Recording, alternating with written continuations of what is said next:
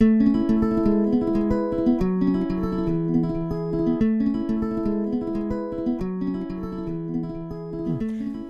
1960, I was appointed charge physio, and the first thing I did was unscrew massage department from the door and had the carpenters the carpenters do a new physiotherapy department. Notice that went up. Now, something else that happened in 1962, which we played I think physios played a very important part in, was the polio epidemic. 1962, we had 18 children in who had never walked. 2 of them were Parkyhas, and they had had 1 polio injection, and the limb that they had the injection into was their paralysed limb, and those children made a 95% recovery. The other children were Maoris, and they more or less remained as paralysed as they were when they came in.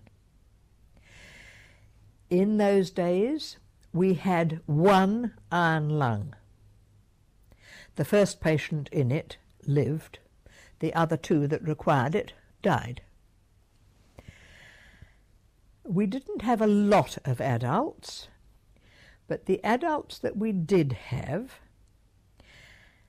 they were mostly fathers. They had been working. They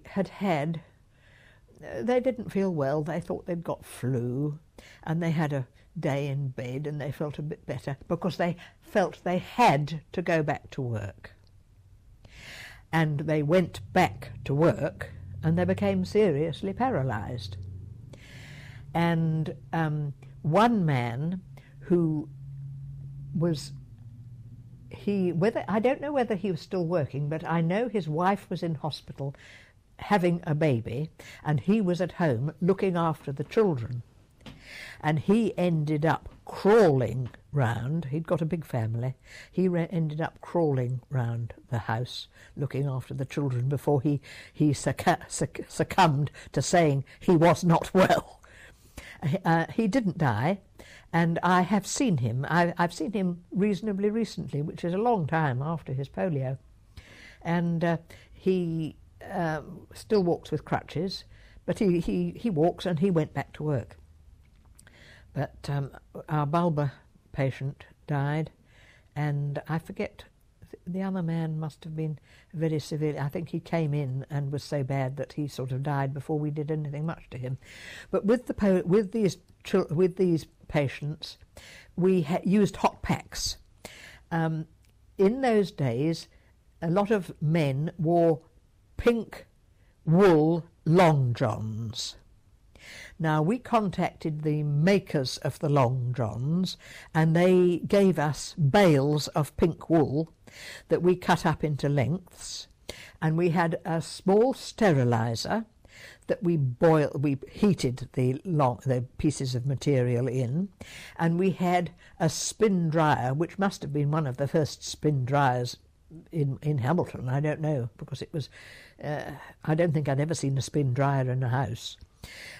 The hot packs were taken from the steriliser into the spin dryer, then they were taken out and shaken very hard to get the steam out of them, and then they were folded and put in a pile on a trolley.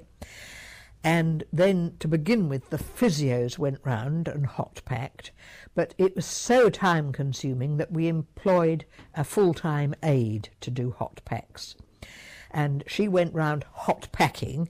We went round taking hot packs off and doing their passive movements and their active movements if they'd got anything, and we changed their positions. And then the hot pack started again. We had one baby under 3 months, and he was very, very severely paralysed. I don't know really how he survived, but he was nursed on his back all the time, and he looked like a little frog because his legs were flexed and abducted and his arms were above his head in abduction. That was the best way he could get a bit of air into his lungs. And he is still, he now still has a flat back to his head and his neck goes straight down into his back. He is in a wheelchair. But his mother was wonderful with his rehab. We made, I'm jumping several weeks now with his rehab. No, I'm not. I'm going back. We used to have TBs in the hospital, and we had several TB wards, and one of the wards had a day room underneath them. Well, we didn't have TBs when the polio started, and we took over this day room, which was quite a walk from the ward that we had the polios in, but it was our treatment room. And we made a crawling frame for this little Maori boy. It had 4 wheels and it had some bars on it, and we had a sling that went under his stomach that was attached to the bars, and we had a sling that his head went into, and his knees and hips were flexed and his arms were on the floor. And his mother, one of the things that she did was trying to get him crawling. And of course, we got him rolling and things like that on old mattresses. We used those for some comfort rather than the wooden floor. But he never recovered very much. He went up to Wilson Home, and he did have calipers and a spinal brace and crutches, and he could move on them. But he called himself a Maori cripple, so he was very happy to go into a wheelchair and cope quite well in a wheelchair. He's now a Mormon, and the last time I saw him, he was one of the Mormon missionaries. Don't quite know how he coped with wheelchair getting around, but he did. The adults that we had were so good with the children when we weren't there, with playing with them and talking to them and reading to them and being a bit of family.